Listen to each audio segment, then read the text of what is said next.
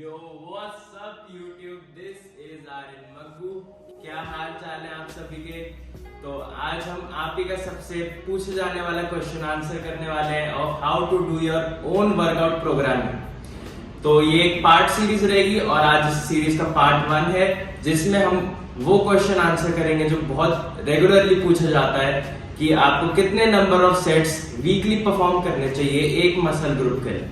तो इसका आंसर देने से पहले कि हमें कितने नंबर ऑफ सेट्स करने चाहिए, मैं आपको दो कॉन्सेप्ट से इंट्रोड्यूस कराना चाहता हूँ। First being minimum effective volume. So ये वो वॉल्यूम है, वो मिनिमम वॉल्यूम है जो आपको करनी ही पड़ेगी to get results in either strength और muscle building. And the second concept being maximum recoverable volume. तो ये वो मैक्सिमम वॉल्यूम है जो आप करोगे in order to progress and still you can recover from it।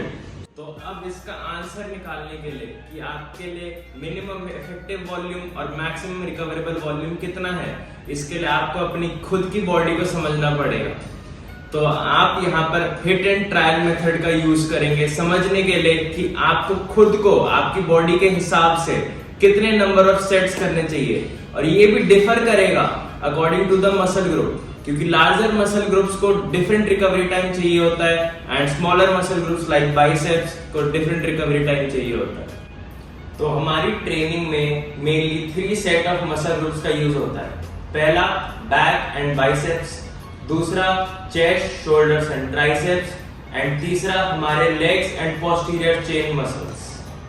तो हम कितने नंबर ऑफ सेट्स करें for each of this set of muscle groups जो मैंने अभी आपको मेंशन करे, दिस कैन बी डिफरेंट। उसका रीजन ये है कि आपकी खुद की बॉडी अलग है और आप किसी से कंपेयर नहीं कर सकते कि आपके पुलिंग मसल्स दूसरे बंदे के पुलिंग मसल्स के हिसाब से कितने फास्ट रिकवर करेंगे, या फिर आपके पुशिंग मसल्स सेम कितनी तेज उसके हिसाब से रिकवर करेंगे।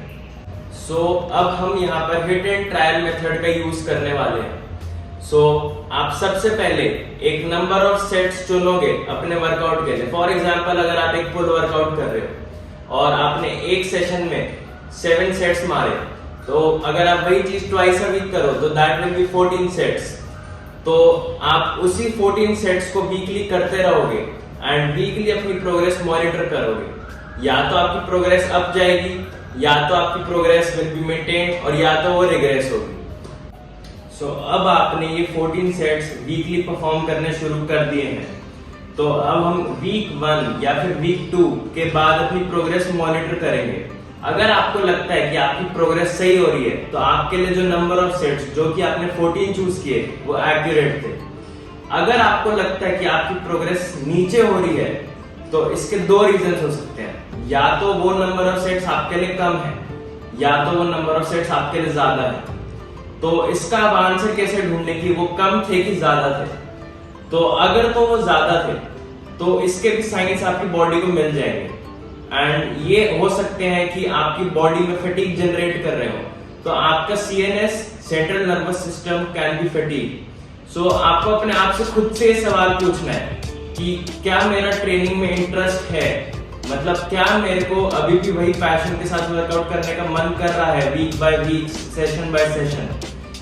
तो अगर इसका आंसर आपका माइंड आपको देता है नहीं, और वो कहता है कि आपकी बॉडी फटीग फील कर रही है, आपका माइंड फटीग फील कर रहा है और आपका ट्रेनिंग से इंटरेस्ट कम होता जा रहा है, इसका मतलब पॉसिबल रीजन ये है कि आपने काफी ज्यादा वॉल्यूम एक्यूमुलेट कर ली है नंबर ऑफ सेट्स। और अगर आपको लग रहा है कि मेरे को कोई भी फटीग फील नहीं हो रहा है लेकिन मेरी प्रोग्रेस फिर भी नहीं हो रही है, तो इसका एक रीजन ये हो सकता है कि आप सेट्स जो अपनी बॉडी के लिए कर रहे हो वो कम है। तो इसके लिए आपको अपने नंबर ऑफ सेट्स को इंक्रीज करना पड़ेगा। जब आपको इस चीज का आंसर मिल जाए कि आप जो नंबर ऑफ सेट्स अभी तक कर रहे थे वो एक्यूरेट थे, कम थे या ज्यादा थे आपकी बॉडी के हिसाब से, तो अब हम अपना नेक्स्ट डिसीजन लेंगे। तो अगर आपने 14 सेट्स आपकी बॉडी के लिए आपको लग रहा है वो ज्यादा थे, तो इस हिसाब से आप नेक्स्ट वीक में 13 या 12 सेट्स के आसपास करेंगे और फिर देखेंगे आपकी बॉडी कैसे रिस्पॉन्ड करती है। और अगर आपके लिए 14 सेट्स कम थे तो यहाँ पर आप सेट्स इंक्रीज करेंगे अराउंड 15 और 16। फिर आप देखेंगे कि आपकी बॉडी के हिसाब से वो सही था कि नहीं। तो अब आपको जब ये स्वीट स्पॉट मिल जाए कि आपको वीकली कितने सेट्स करने चाहिए, तो आपको उसी पे स्टिक करना है, क्योंकि आपको उसी से प्रोग्रेस दिखना शुरू हुई थी। तो अगली बार से अगर आपसे कोई भी बंदा पूछे कि आपको कितने नंबर ऑफ सेट्स करने चाहिए, so the answer depends. It depends on the body, it depends on the muscle group. तो अभी तो मैंने आपको जो ये एग्जांपल दिया 14 सेट्स वाला, ये पुल वर्कआउट के लिए दिया था। तो हो सकता है कि पुश के लिए आपको ज्यादा नंबर ऑफ सेट्स लगे या कम लगे। सेम विद लेग्स, हो सकता है आपको ज्यादा नंबर ऑफ सेट्स करने पड़े, अराउंड 19 to 20 फॉर लेग्स, और हो सकता है आपको पुल के लिए वहीं कम करने पड़े।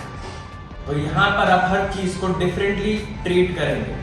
तो आप 14 सेट्स तो जैसे हमने पुल के लिए लिया, तो आप अपनी पुल की परफॉर्मेंस मेजर करेंगे नेक्स्ट वीक्स में। वैसे ही आपको अपने push muscles and leg muscles के साथ भी करना होगा। आप ऐसे नहीं के सोच सकते कि आपके पुल मसल्स को 15 सेट्स चाहिए थे प्रोग्रेस करने के लिए, तो पुश और लेग्स को भी उतने ही चाहिए होंगे। ऐसा नहीं है पॉसिबल। तो अब मैं आपको जनरल रिकमेंडेशन देना चाहूंगा कि आपको कितने सेट्स करने चाहिए। तो मिनिमम इफेक्टिव वॉल्यूम के हिसाब से आपको 6 to 10 सेट्स वीकली परफॉर्म करने हैं in order to progress in either strength और मसल बिल्डिंग। और मैक्सिमम रिकवरेबल वॉल्यूम के लिए आपको अराउंड 15 to 20 सेट्स करने चाहिए वीकली, ताकि आपको प्रोग्रेस दिखे। तो मैंने आपको जितनी भी चीजें आज इस वीडियो में बताई, उस टेम्पलेट के हिसाब से आप ये फिगर आउट कर सकते हैं कि आपको पर मसल ग्रुप कितने वीकली सेट्स करने चाहिए। और आपको किसी से पूछने की जरूरत भी नहीं पड़ेगी कि मैं कितने नंबर ऑफ सेट्स करूं in order to progress, because हमें पता है कि हमारी बॉडी कितने नंबर ऑफ सेट्स से ऑलरेडी प्रोग्रेस कर रही है। तो आज की इस वीडियो के लिए इतना ही। इसी सीरीज के और भी पार्ट जल्दी रिलीज होंगे और आप तक पहुंचेंगे। तो अगर आपको इन्फॉर्मेटिव कंटेंट पसंद आया हो तो एक लाइक जरूर कर देना, और सब्सक्राइब तो तुम लोग कर ही दोगे। तो मिलते हैं आप सभी से नेक्स्ट वीडियो में।